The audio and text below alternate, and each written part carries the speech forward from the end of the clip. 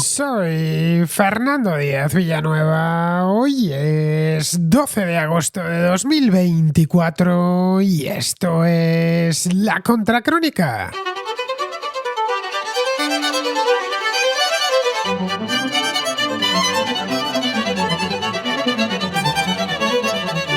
Hace 6 días el ejército ucraniano cruzó la frontera rusa y ha avanzado de forma sostenida por la región de Kursk, internándose unos 30 kilómetros dentro de la propia Rusia, del país. En la ciudad de Sudzha se han atrevido incluso a izar una bandera ucraniana. Al menos 75.000 civiles rusos han huido de los combates, obligando a las autoridades locales a levantar un campamento para refugiados en la capital de la región. La incursión ucraniana, la primera invasión de territorio ruso por una potencia extranjera desde la Segunda Guerra Mundial, tomó al Kremlin por sorpresa. 3 helicópteros rusos han sido derribados y el gobierno ucraniano ha difundido imágenes en las que se puede ver a un centenar de militares rusos que han sido hechos prisioneros. En la televisión rusa, entre tanto, se habla de esto como de una escaramuza sin importancia. Los presentadores decían que los ucranianos eran simples saboteadores.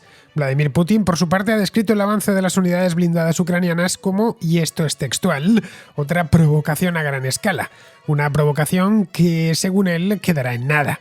El Estado Mayor ruso asegura que en la operación no han participado más de 1.000 soldados ucranianos. Pero el Ministerio de Defensa informó poco después que habían liquidado ya a 1.120 ucranianos, lo que ocasionó chanzas en redes sociales y foros de Internet. Lo que sí han hecho los rusos es ponerse manos a la obra para taponar la brecha y recuperar el territorio perdido.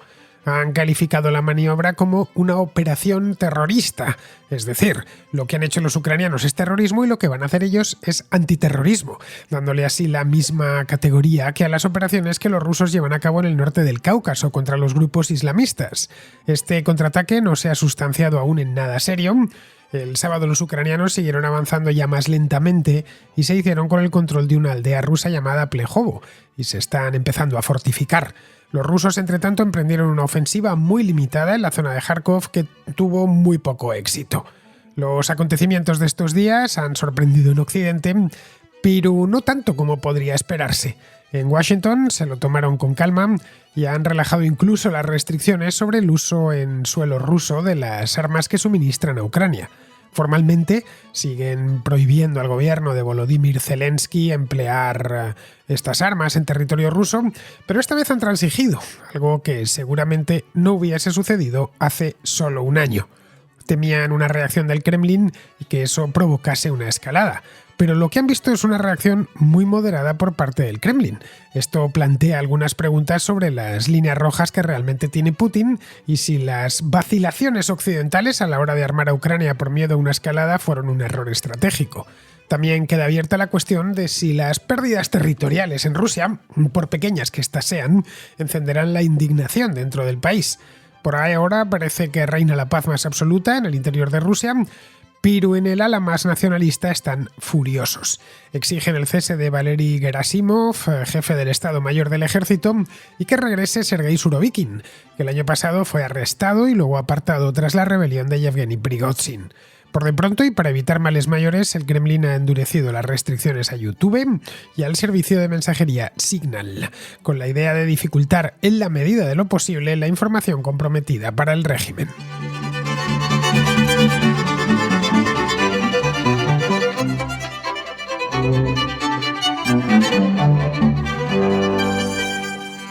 En apenas 4 o 5 días, menos de una semana, la guerra entre Rusia y Ucrania ha dado un vuelco radical a la vista de lo que ha sucedido en la región de Kursk en estos últimos días.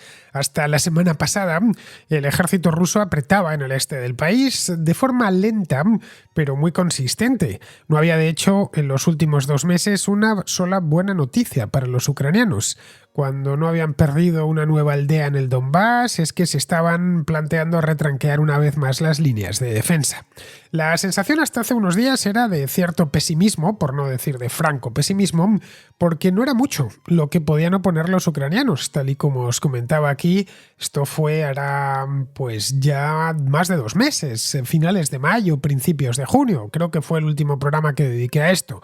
En aquel momento, los rusos habían emprendido una nueva ofensiva de cara al verano que al final no ha sido una ofensiva salvaje, no se estaba traduciendo, por lo menos hasta la semana pasada, en mucho terreno ganado, esa es la verdad, sí en avances graduales e incrementales, pero no mucho en cantidades absolutas, pero sí en un implacable desgaste y en que no supiesen en Kiev hasta dónde iban a aguantar y cuánto terreno les iban a quitar en esta temporada. Pero sin que nadie lo supiese, bueno, ni lo supiese ni siquiera lo imaginase. A ver, que no lo supiese nadie es lo normal porque estamos hablando de operaciones bélicas que están sujetas al más alto secreto. Lo de imaginarlo ya es distinto porque la imaginación es libre. Pero este de que Ucrania pasase al ataque en territorio ruso, a ver, algunos especialistas sí habían barajado la idea, pero pensaban que no se atrevería el gobierno de Zelensky a meterse en semejante berenjenal. Pues bien, se ha atrevido. La semana pasada lanzaron esta incursión en territorio ruso que os he contado en la introducción, en la región de Kursk concretamente. Esta región, u oblast, tal y como se dice en ruso, creo que en ucraniano se dice igual, creo que se traduce más o menos como provincia, región, una cosa así, está situado en el sur de Rusia. Está junto a la frontera ucraniana, justo al lado, encima, exactamente, si miramos el mapa, encima de Belgorod. Belgorod sí es una ciudad rusa del sur, pegada a la frontera, que sí ha sido protagonista en más de una ocasión en esta guerra. De hecho, cuando atacaban con drones o alguna vez con alguna operación aérea aislada, atacaban en Belgorod y no en Kursk. Hasta ahora, esta región de Kursk había pasado, no sé cómo decirlo, un poco de puntillas por esta guerra y por eso seguramente no estaba especialmente vigilado por el ejército ruso. A muchos de vosotros Kursk os sonará el nombre, nada más decirlo. Os sonará seguramente, a poco que seáis aficionados a la historia, sobre todo a la historia del siglo XX, os sonará por la batalla que tuvo lugar allí entre julio y agosto de 1943. Le hice una contrahistoria hace ya un tiempo, vamos, unos meses después de la derrota de Stalingrado, que fue a principios de ese año. La Wehrmacht trató de reactivar el frente, abriéndose paso por la estepa de Kursk, y se produjo una de las mayores batallas de la guerra, caracterizada además esta de Kursk por el uso masivo de carros de combate. Bueno, de hecho, la de Kursk fue la mayor batalla de tanques de la historia. No se ha vuelto a dar un enfrentamiento semejante, al menos con tanto número de tanques en uno y en otro lado. Participaron, creo que son algo así, os lo comenté en aquella contrahistoria, unos 8.000 tanques, entre los que puso la Wehrmacht del Tercer Reich y los del Ejército Rojo. Había más tanques del lado soviético. Pero vamos, no muchos más, creo que eran algo así como 5.000 del lado soviético y unos 3.000 aproximadamente del lado alemán. Los alemanes perdieron la batalla y tuvieron que replegarse. Pero lo fundamental en aquella batalla de Kursk, como os contaba en aquella ocasión, es que la iniciativa estratégica cambió de bando. Por primera vez en 2 años, desde que en junio de 1941 dio comienzo la Operación Barbarroja, es decir, la invasión de la URSS. Resumiendo, que en esta zona de Rusia, en la zona de Kursk, saben mucho de guerra, porque ha tenido lugar allí, o tuvo lugar allí, un acontecimiento bélico importantísimo.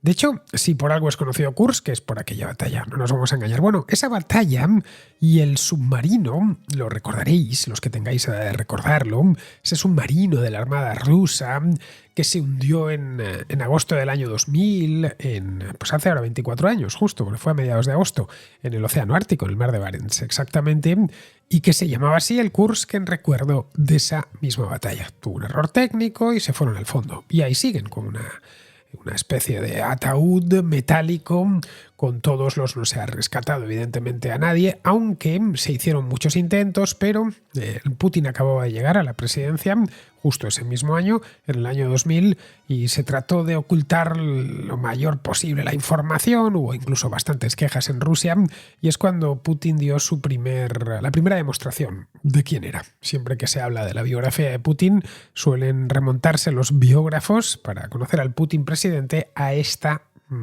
tragedia, a la pérdida de este submarino. Pues bien, hace unos días el ejército ucraniano rompió las líneas y se metió de lleno en Kursk, es decir, en la misma región en la que tuvo lugar esta batalla. Hasta la fecha, según parece, han avanzado lo suficiente como para que esta ofensiva sea la que mayores ganancias territoriales ha cosechado desde aquella contraofensiva ucraniana tan exitosa, por lo demás, esta de Kharkov y de Gerson, que tuvo lugar hace casi 2 años. Empezó a finales de agosto de 2022 y terminó ya pues, a principios del mes de noviembre, verano, otoño de hace 2 años. A los rusos, como os decía antes, les ha pillado completamente por sorpresa. No esperaban encontrarse con una cosa así. Y los ucranianos, aprovechándose del efecto sorpresa que han tenido, pues han avanzado unos 30 kilómetros, más o menos, tomando varios pueblos y aldeas sin apenas resistencia. Se han permitido el lujo incluso de hacer prisioneros, de tomar infinidad de vídeos que hemos podido ver todos a través de las redes sociales y que la semana pasada y el jueves y el viernes estaban en boca de todo el mundo. De haber hecho yo Contrahistoria el viernes, Contra Crónica el viernes, la hubiera hecho sobre este tema, aunque eran menos lo que sabíamos por entonces, pero es que el viernes tocaba Contrahistoria y no pensaba bajo ningún concepto cambiarlo, así que me decidí traérmela para hoy lunes. Bien, esta operación tan inesperada viene a demostrar la capacidad que tiene Ucrania, a pesar de que están muchos dando por muerto ya ese ejército, para sorprender, a pesar de los 2 años y medio de guerra, del desgaste que han tenido que padecer durante todo este tiempo, de los problemas de aprovisionamiento de armas y de municiones que arrastran desde hace tranquilamente 1 año. Es decir, que siguen teniendo nervio para hacer este tipo de cosas y para aprovechar, una vez se han metido en ello, los avances repentinos, como estos jugadores de fútbol que toman el balón en el medio del campo y se las apañan para llegar a la portería contraria de una carrera. Pues algo parecido lo demostraron en el año 2022 y lo han vuelto a demostrar ahora. Algo, por cierto, en lo que los rusos han tratado de emularles, pero sin mucho éxito, de hecho sin ningún éxito. Rusia, el ejército ruso, ha fracasado de forma sistemática desde el comienzo de la invasión. Cada vez que ha avanzado algo ha sido mediante la vieja táctica del la sangre, el sudor y las lágrimas, a base de empujar y sacrificar gente. Pero avances rápidos pocos, los de los primeros días, que fueron neutralizados posteriormente. También es la primera vez, y esto aunque solo sea, en principio no sirve para nada más que por la pura curiosidad, pero tiene un componente simbólico muy importante. Es la primera vez que Rusia es invadida por tropas extranjeras desde la Segunda Guerra Mundial. Hasta el momento presente habían tenido problemas dentro de sus fronteras, que sí con los chechenos, etcétera, pero eran dentro de sus fronteras. Pero no una potencia extranjera, en este caso Ucrania, la que se haya metido dentro de Rusia con soldados y haya hecho prisioneros dentro de Rusia a soldados rusos. Y esto ya digo que tiene muchísimo contenido simbólico. Esto vendría a demostrar también que esta guerra que Vladimir Putin desató contra su vecino ha vuelto a casa. Fueron a buscar esto y lo están recibiendo en su propia casa. Los aliados occidentales de Ucrania, entre tanto, y esta es una de las grandes preguntas el jueves y el viernes pasado, ¿qué van a decir en Washington? ¿Qué van a decir en Bruselas? ¿Qué van a decir en Berlín? ¿En Londres? ¿Se van a enfadar? ¿Van a llamar desesperados a Volodymyr Zelensky a decirle que por favor que eche marcha atrás y que no se le ocurra y que devuelva todo el terreno ganado, que la cosa no va de esto? No, en absoluto. Al contrario, parecen estar de acuerdo a la vista de lo que han dicho y cómo han actuado. Tanto la Casa Blanca como la Unión Europea han declarado formalmente, no de manera directa, que les parece bien, no tampoco han dicho eso, pero sí han dicho que será Ucrania, lo dan por bueno en una palabra, y han dicho que será Ucrania la que decida lo que tiene que hacer y cuándo tiene que hacerlo. Vamos, que en cierta medida ha hecho bien y que está librando una guerra y que está perfectamente legitimada para penetrar en el territorio del enemigo y administrarle castigo.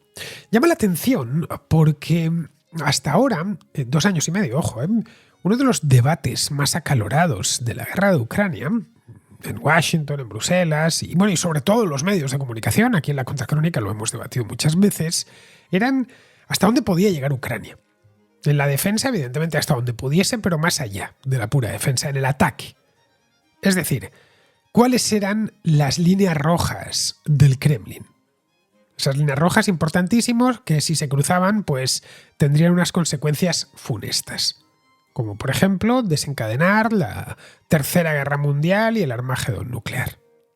Una de ellas, de estas líneas rojas o presuntas líneas rojas, y en la que coincidía todo el mundo, era que eso de llevar la guerra a Rusia con armas occidentales, como ha sido el caso, porque es que han cruzado las líneas y se han metido en Rusia con armas y municiones occidentales, eso sería el desencadenante. Sería el gatillo. A partir de ahí, Putin armaría sus misiles y poco menos que los lanzaría. Esta era una de lo que estaba de acuerdo todo el mundo. Es decir, la guerra tenía que librarse en territorio ucraniano, para evitar que Putin se sintiese autorizado y legitimado para emplear el arsenal nuclear si veía que invadían su país. Bien, esto último acaba de ocurrir. Y no ha pasado nada más, al menos hasta ahora. La idea de que una escalada descontrolada ocasionaría una guerra nuclear inmediatamente tuvo sus consecuencias en el pasado. Ha tenido sus consecuencias, cambiemos de tiempo verbal. Ha obligado tanto a estadounidenses como europeos a restringir de forma muy seria tanto los tipos de armas que han ido entregando a Ucrania como el alcance de esas armas. Por ejemplo, a Ucrania no se le ha permitido utilizar misiles enviados desde Occidente para atacar instalaciones militares del lado ruso de la frontera. Esto lo tratábamos aquí hace cosa de 3 meses, que era un problema serio y le generaba mucha impotencia a los ucranianos que sabían desde dónde les estaban atacando, pero no podían neutralizar esas baterías porque estaban en terreno ruso. Es decir, que Rusia atacaba desde un santuario y se sentían a salvo. Esto ya hice unas reflexiones hace 3 meses sobre esta misma historia. Y si no podían atacar a esas bases de lanzamiento de los misiles rusos era porque no se lo permitían quienes les habían a ellos entregado la munición. Para cerciorarse de eso, lo que hacían los occidentales, lo que han venido haciendo es entregarles cierto tipo de armamento muy sofisticado, como por ejemplo aquellas baterías móviles HIMARS, de las que se hablaba mucho hace un par de años, que se las daban con el alcance de los misiles, el alcance máximo K2. Respecto a dónde conducirá esta ofensiva, pues a ver, como la ofensiva, llamémosla por ponerle nombre, Operación Kursk, podemos llamarla de esta manera, y que además queda hasta bonito. Como la operación Kursk está en curso y el gobierno ucraniano mantiene el más riguroso silencio sobre los acontecimientos, como no puede ser de otra forma, teniendo en cuenta que están en una guerra, no van a decir qué es lo que van a hacer, pues aún desconocemos qué objetivos estratégicos espera alcanzar Ucrania. No han sido confesados por parte del lado ucraniano. Podemos imaginarlos, naturalmente, qué es lo que vamos a hacer ahora. Uno de ellos podría ser demostrar que esto de las líneas rojas es una vulgar falacia. Los ucranianos, recordemos, conocen bastante mejor a Vladimir Putin y a quienes componen su corte de aduladores en el Kremlin de lo que cualquier occidental dice conocerles, entre otras cosas porque les entienden y porque forman parte de todo ese magma cultural. Y por lo tanto, pues un poco lo que nos pasa a los hispanos con gente como Nicolás Maduro, que le entendemos algo mejor de lo que pueda entenderle un canadiense o un sueco, aunque solo sea porque entendemos cómo habla. No estoy hablando de los venezolanos, el resto de hispanohablantes. Pues algo parecido sucede con los ucranianos respecto a los rusos.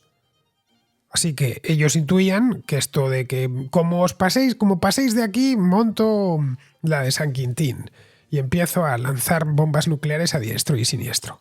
Vamos, lo que vienen a demostrar es que no existen líneas rojas, porque Putin no está en condiciones de ir más allá de lo que ya ha ido, que es bastante lejos. Esta operación, eso sí, supone un varapalo para la credibilidad de Putin, más fuera que dentro de Rusia.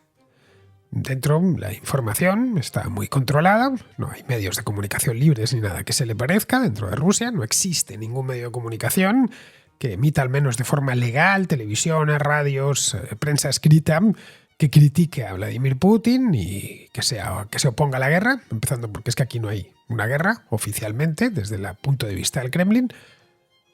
Bien, dentro el cuestionamiento puede venir en todo caso de esos blogueros nacionalistas y belicistas que orbitan en torno al Kremlin, pero más desde el ala nacionalista, más que desde el ala, digamos, democrática. Eso no tienen posibilidad de expresarse. Dentro de Rusia no veo yo, por lo menos a corto plazo, que allí vaya a suceder nada. Fuera ya es distinto. Dentro están tratándolo, de hecho, la operación Kursk, están tratándola como una simple escaramuza fronteriza, sin más importancia. Eso sí, esta operación deja claro a Vladimir Putin que Ucrania conserva un potencial significativo para hacerles daño, más desde luego del que ellos están dispuestos a reconocer. Si el ejército ucraniano consigue no solo tomar territorio ruso, sino mantener el control de ese territorio. Ojo, el entrar es difícil, pero no es la parte más difícil de toda la operación. La operación Kursk, que les la hemos bautizado así, será un éxito si consiguen retener el territorio que han tomado. Parece, eso sí, que están atrincherándose mientras traen nuevo equipo y construyen nuevas líneas defensivas. Es decir, que la idea es quedarse con lo que han ganado. Bien, en ese caso de que les salga bien la operación, pueden fortalecer la posición de Ucrania en cualquier negociación para poner fin a la guerra. La incursión esta de relámpago del ejército ucraniano en Rusia, lo primero que ha cambiado es esa idea comúnmente aceptada por todo el mundo de que aquí Putin es el que manda en posibles negociaciones de paz. Es decir, que tiene todas las cartas para dictar los términos de un alto el fuego, que será solo cuando se cumplan los términos que le ha exigido previamente. El gobierno ucraniano, entre tanto, pues está dando señales de que uno de los objetivos de la ofensiva es influir en las negociaciones cuando éstas tengan a bien celebrarse. Un asesor anónimo de Volodymyr Zelensky dijo el otro día al Washington Post que esto les otorgará la influencia que necesitan para las negociaciones con Rusia y que de eso mismo se trata, de tener influencia, de tener bazas a su favor. Y esto encaja con algunas insinuaciones, sugerencias que Zelensky ha emitido en los últimos meses de que su gobierno estaría dispuesto a negociar. En una entrevista con la BBC, esto fue el mes pasado, en julio, dijo que no tenían necesariamente que recuperar todos los territorios ocupados por Rusia por medios militares, que eso también se podría llegar a conseguir por vías diplomáticas. De manera que si Ucrania se ha hecho con un pedazo de Rusia, podría intercambiarlo por otro pedazo de Ucrania en manos de los rusos actualmente. La cuestión es que hasta hace no tanto tiempo, Zelensky decía lo contrario, decía que estaba dispuesto a luchar hasta el final, hasta el último hombre, hasta que recuperase el último palmo de tierra ucraniana en manos rusas. Esto era lo que decía. Eso se antojaba no imposible, pero francamente difícil. Así que, después de 2 años y medio de guerra, parece que está dispuesto a bajar un poco las exigencias a cambio de un alto el fuego. Pero necesita bazas para sentarse en esa mesa en la que se negocia el armisticio. Esas bazas podrían ser los pueblos y las aldeas tomados en el Oblast de Kursk durante estos días. Habría que preguntarse también por qué ha cambiado de opinión. Una de las razones seguramente sea que los ucranianos están ya exhaustos. La guerra en su configuración actual tiene ya muy poco de resistencia heroica y mucho de desgaste sin final. Aunque la mayor parte de los ucranianos están a favor de seguir luchando hasta que se liberen todos los territorios del país que Rusia ha ocupado, no desde 2022, sino desde 2014, es decir, incluyen Crimea, hay algunas voces dentro de Ucrania que empiezan a reclamar que se pueda renunciar, no a todo, pero sí al menos a parte de ese territorio a cambio de paz y reconstrucción. Estos vienen a decir que bastante mérito es haber resistido, aunque sea el precio de perder entre un 15 y un 20% de la superficie del país. El 80-85% restante han sobrevivido y pueden reconstruirse acercándose a la OTAN y a la Unión Europea. Luego hay otro elemento, y es que tanto en Estados Unidos como en Europa Occidental quieren que esto se acabe. Y aunque lo ideal sería que se acabase con cada uno de los países volviendo a sus fronteras internacionalmente reconocidas, una opción posible sería negociar. Es decir, negociar y que ambas partes cedan algo. Que no sea volver, que no sea o la guerra o la vuelta a las fronteras de antes de 2014. Los rusos han mostrado su intención de negociar, porque su situación tampoco es buena. La guerra está saliendo muy cara, el país ha perdido mercados enteros y, bueno, el goteo de víctimas es continuo. El objetivo inicial el de rendir a Ucrania, cambiar su gobierno y ponerla bajo la obediencia del Kremlin, ese no se ha conseguido. Y solo podría conseguirse después de una guerra mucho más larga. En tanto que los rusos han insinuado que estarían dispuestos a negociar, los ucranianos no pueden ser menos, ya que de lo contrario se les percibiría como unos intransigentes, poco realistas. Por último, la posición estratégica de Ucrania es arriesgada, eso es así. Solo podrá contener a Rusia si se mantiene el flujo de armas occidentales. Y eso está en el alero, porque no es descartable ni mucho menos una victoria de Donald Trump en las elecciones presidenciales de noviembre, que están a la vuelta de la esquina. Y Donald Trump, en el caso de que gane, pasaría a ser presidente en ejercicio desde finales de enero del año próximo, es decir, a apenas 4 o 5 meses vista. Eso podría traer una interrupción repentina de la ayuda estadounidense. Y digo bien lo de repentina. Ya conocemos el estilo de Trump de gobierno, cómo funciona este hombre. No es de los que pierden el tiempo con comités e informes. Si decide algo, lo que sea, va para adelante en el acto. Si gana Kamala Harris y la cosa se alarga demasiado, seguramente tenga problemas para asegurar futuros paquetes de ayuda. Si los republicanos mantienen su mayoría en la Cámara de Representantes. Así que no es descabellado pensar que Zelensky ha decidido modular su estrategia acelerando las operaciones, tomando algo de territorio a sus enemigos para que eso les sirva de baza negociadora. Una porción de territorio ruso bajo su control en el momento del armisticio es sin duda una inmejorable baza negociadora. La mejor que ha tenido nunca. La mejor que ha tenido Ucrania desde que empezaron los problemas en 2014. En anteriores negociaciones, que no serían las primeras, negociaciones entre Ucrania y Rusia, la posición ucraniana era extremadamente débil. En las conversaciones de paz que dieron lugar a los acuerdos de Minsk, el 1 y el 2, que son de 2014 y 2015, Ucrania estaba tan debilitada que tuvo que aceptar términos muy humillantes. Es decir, solo podría recuperar el Donbass controlado por Rusia si permitía que los representantes rusos se convirtieran en parte de la política ucraniana, a través de elecciones locales manipuladas por el Kremlin. Esto le habría dado la capacidad al gobierno ruso de poner en jaque a Ucrania cuando quisiese. Sobre Crimea, ya ocupada en aquel momento cuando se firmaron los acuerdos de Minsk, y ocupada y anexionada, es que ni siquiera se habló en esa ocasión. Luego, las negociaciones de marzo de 2022, las directas, estoy hablando, entre Ucrania y Rusia, que fueron esas en la frontera bielorrusa, no fueron una negociación, sino la entrega por parte de los generales rusos de las condiciones de rendición a Ucrania. Os tenéis que rendir y en estos términos.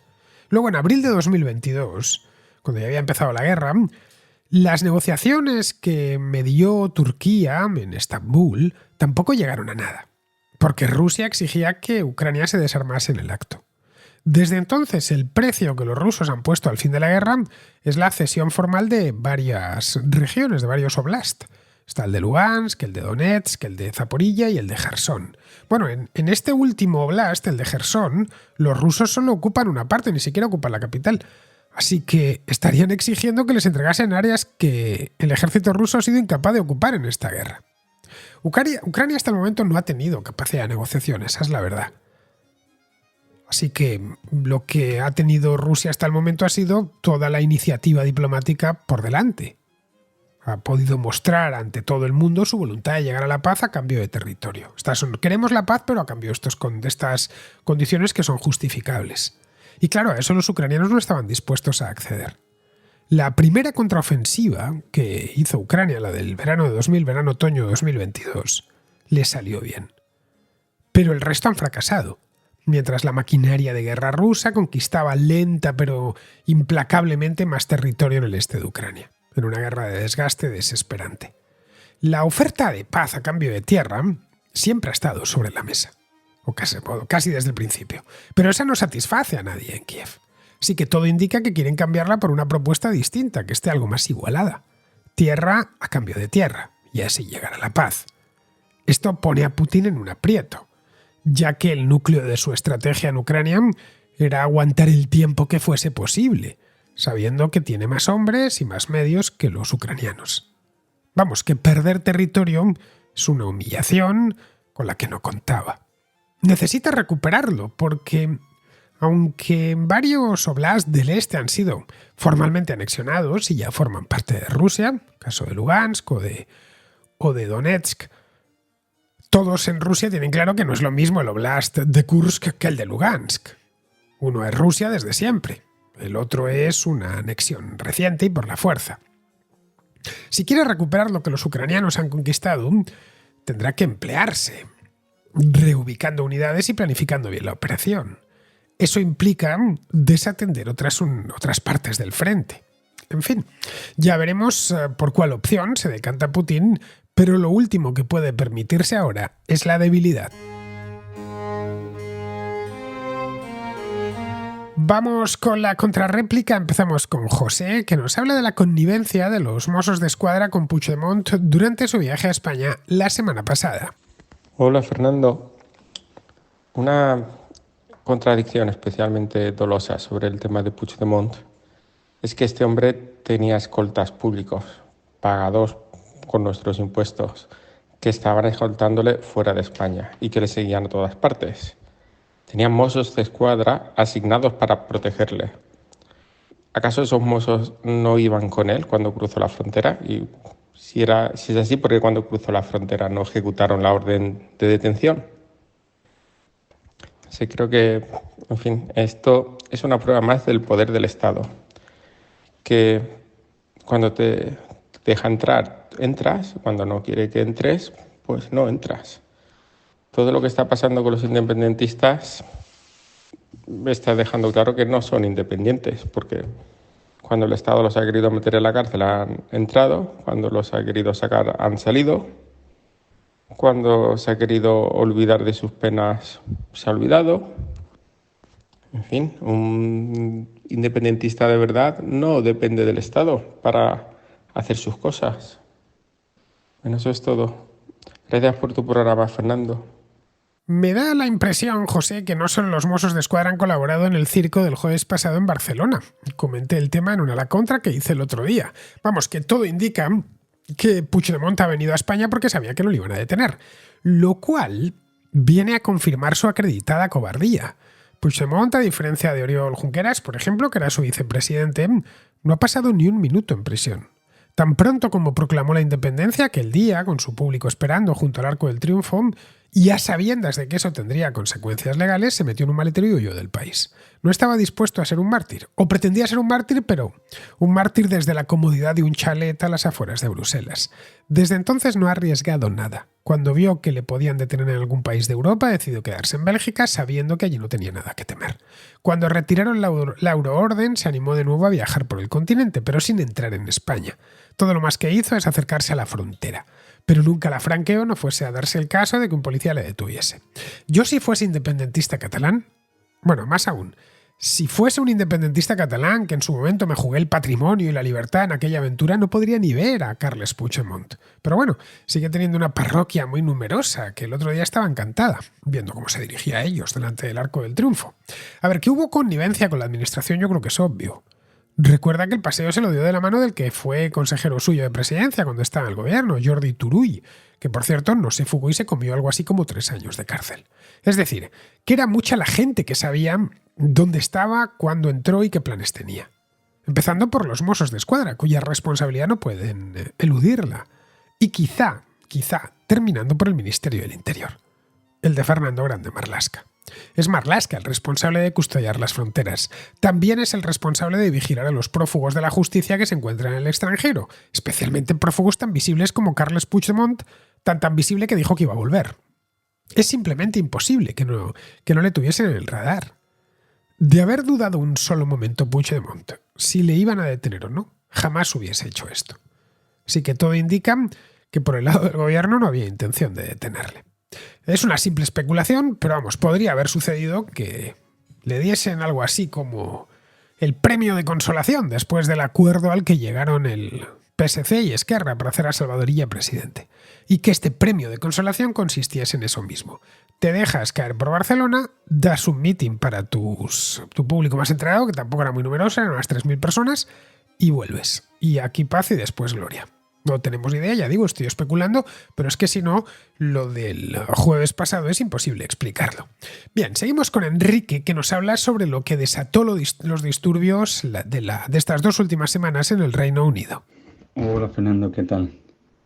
Pues quería hacer un comentario sobre todo esto que está pasando en el Reino Unido. Bueno, los comentarios que están haciendo los contraescuchas sobre la policía, en las que estoy de acuerdo, que están underfunded, no tienen suficientes fondos y mal pagados y no se les trata bien y tal.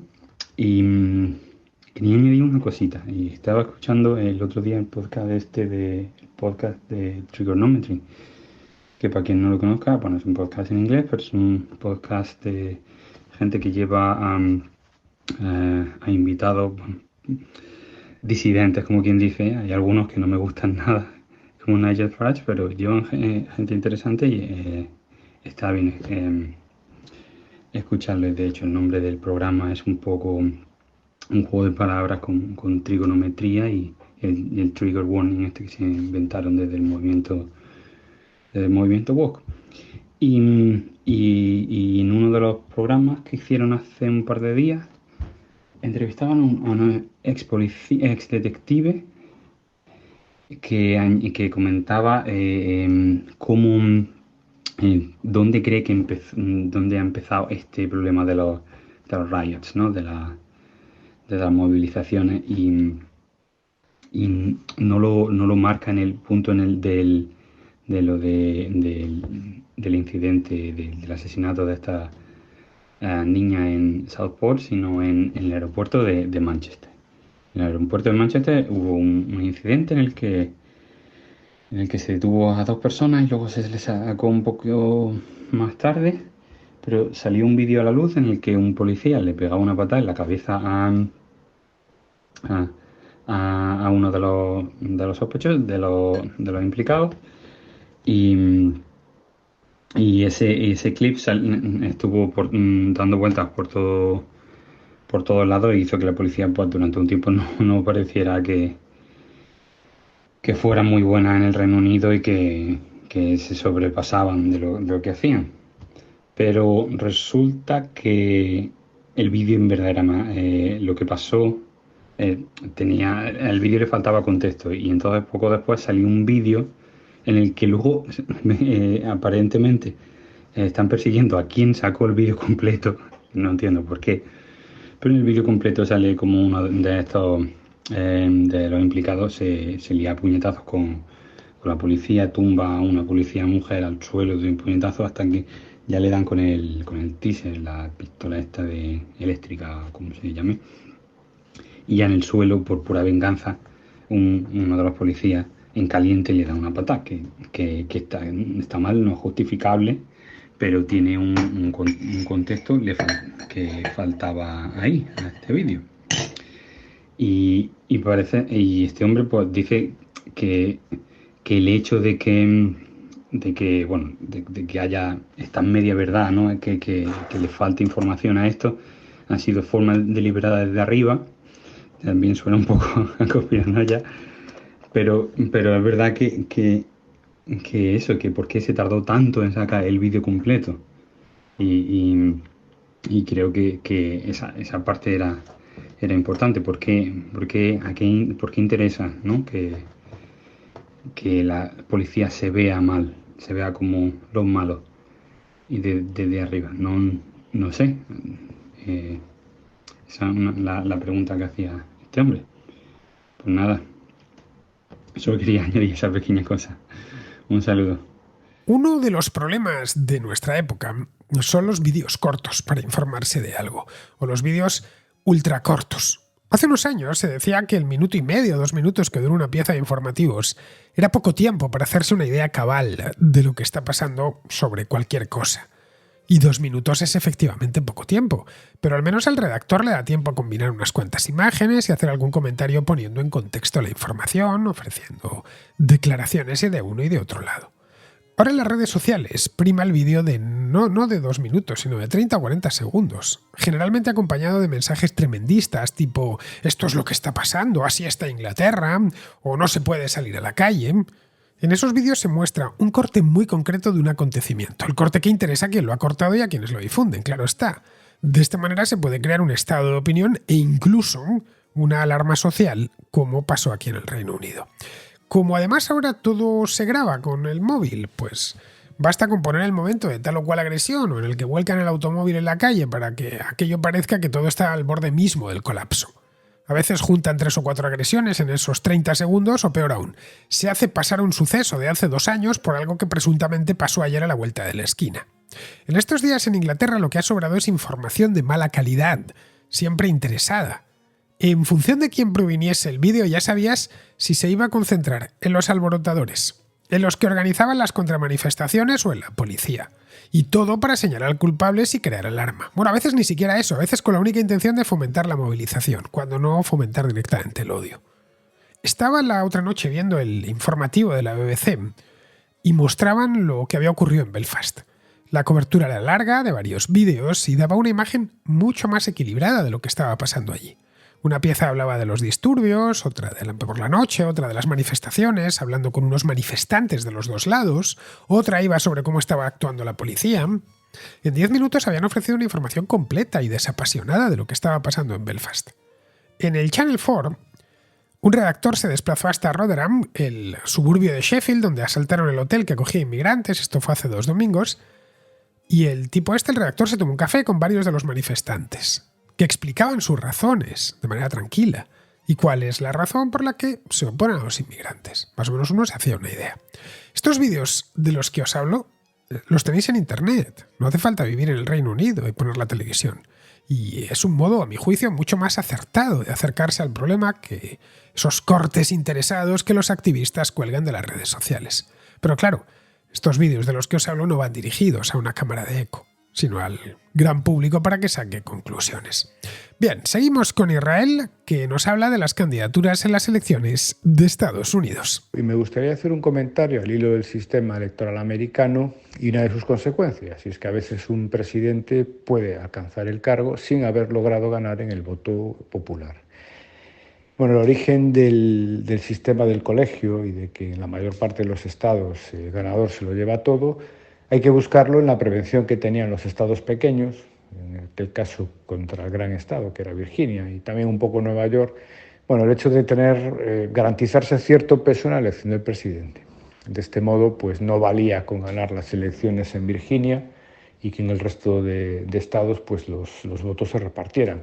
Es, por ejemplo, lo que pasa en España. Hay muchas provincias dejadas de la mano de Dios, sobre todo porque electoralmente no tienen efecto. ¿Por qué? Porque llevan décadas repartiéndose 2-2, 2-1 los diputados entre PP y PSOE y unas provincias se anulan a las otras y entonces no necesitas cortejarlas para poder llegar en este caso a la presidencia de España.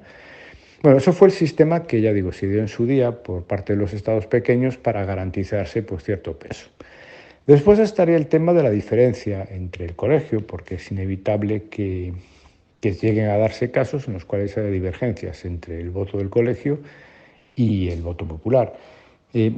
Una de la parte del león de la diferencia del voto popular tiene su origen en el estado de California, que es poco menos que un país en sí mismo, con decenas de millones de votantes, un feudo demócrata desde hace también bastantes años, y eso hace que muchos votantes republicanos sencillamente pasen de ir a votar, porque creen que es una causa perdida, y sobre todo porque en Estados Unidos te tienes que registrar para votar, y además las elecciones son a golpe de martes. Alguien que tenga que levantar la reja de su negocio o irse a trabajar, pues no está para votar en elecciones que están perdidas.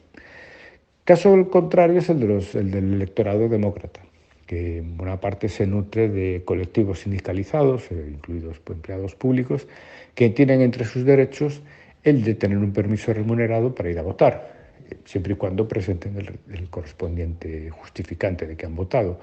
Con lo cual, se previene, por un lado, la pasividad del electorado demócrata, porque por el mismo motivo las elecciones ya están ganadas, pues no voy a votar. Bueno, tiene un aliciente para ir a votar, porque entre que vas y vienes de votar, te tomas un café con los amigos, vas de compras, etcétera, etcétera. Entonces, bueno, eso es la parte del león que, las televisiones siempre inciden cuando el candidato que gana no les gusta, perdió el voto popular. Bueno, pues es una una explicación porque en el resto de estados normalmente está la cosa repartida. Y, por ejemplo, en estados donde se vende cara a la derrota, como puede ser Florida, la participación es alta y suele evidentemente coincidir el voto popular con el voto del colegio. Y bueno, y después, sobre todo, no perder de vista una cosa tan sencilla, tan cotidiana como que la aceptación de las reglas, de las normas de las elecciones, va incluida en la participación.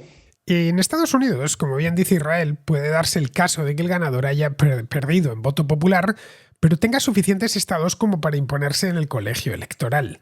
Esto puede suceder, pero la realidad es que ha sucedido pocas veces, en solo 5 ocasiones desde que se elige al presidente, es decir, desde hace 200 y pico años. Ha sucedido 3 veces en el siglo XIX, 1824, 1876 y 1888, y otras 2 recientemente, una en el año 2000 y otra en el año 2016. Es decir, es algo anormal, pero como ha ocurrido recientemente en 2 ocasiones, nos parece llamativo. Mira, recuerdo en los años 90, cuando me explicaron por primera vez cómo funcionaba el sistema electoral estadounidense, que dije entonces, cuando me informaron cómo iba, pues dije que podía darse el caso de que el ganador hubiese perdido por voto popular y me dijeron que sí, pero que eso no pasaba nunca. Claro, me dijeron, esto no pasa nunca porque la última vez que había pasado era siglo y pico antes, así que ni lo tomaban en consideración. Bien, ahora es algo que después de lo de Bush en el año 2000 y de Trump en 2016, pues se tiene de nuevo en cuenta. Ya no se puede decir eso que me dijeron a mí hace 30 años de que no pasa nunca, porque pasar pasa. Respecto al colegio electoral en sí mismo, a ver, se adoptó este sistema en la Convención Constitucional de 1787, porque coincidieron 2 intereses que empujaron en esa dirección.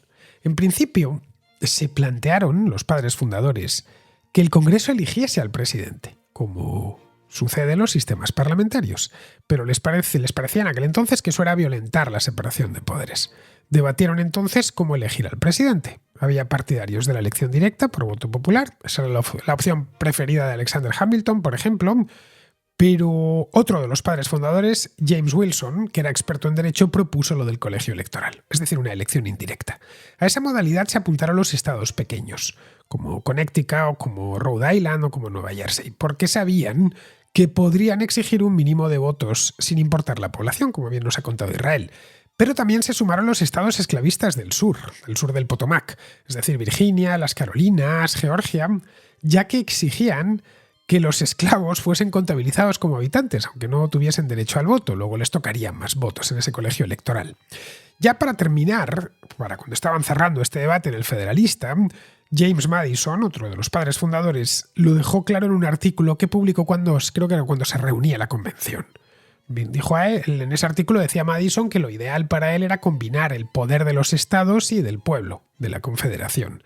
De este modo, la Cámara de Representantes la elegiría directamente el pueblo, el Senado dependería de los estados, cada uno elige 2 senadores sin importar su población, y la presidencia tendría un modelo mixto, que sería el del colegio electoral que había propuesto Wilson.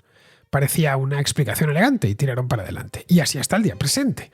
La clave, por lo tanto, no es según está, porque esto fue creciendo evidentemente y entraron nuevos estados pequeños y otros grandes. La clave es controlar estados grandes y estos no abundan.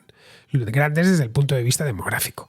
Los demócratas tienen en nómina, como bien ha contado Israel, a California, que son 55 votos, a Nueva York, que son 29, y los republicanos tienen en nómina a Texas, que son 38 votos, y a Florida, que son 29. Cuando digo en nómina es que siempre o casi siempre ganan allí. De ahí que sea importante hacerse con estados con más de 15 votos. Estos los swing states, estos estados que son importantes, son los key states, los estados clave, como Pensilvania, Illinois o Georgia, que están los 3 por encima de los 15 votos electorales. En fin, vamos a terminar ya. Vamos con Pizarro, que sigue hablando de Estados Unidos. Nos habla de Kamala Harris. Quienes estaban dispuestos a apoyar a un incapaz no tienen problema alguno con apoyar a la siguiente de la lista. Ni tienen problema alguno con que esté o no esté Timoteo en el ticket. Como el cometido de los vicepresidentes estadounidenses es ser leales y serviles al presidente por encima de cualquier otra consideración, a quien tiene que parecerle bien no es a los votantes, sino a Kamala. Un cordial saludo de Pizarro. Y hasta aquí, queridos amigos, llega la contracrónica de hoy, 12 de agosto, mañana será 13 martes y 13, ya sabéis, no significa nada, no significa que, bueno, igual es un día en el que no te debes ni casar ni embarcar, pero es un día en el que debes escuchar la contracrónica. Pues eso mismo, hasta mañana.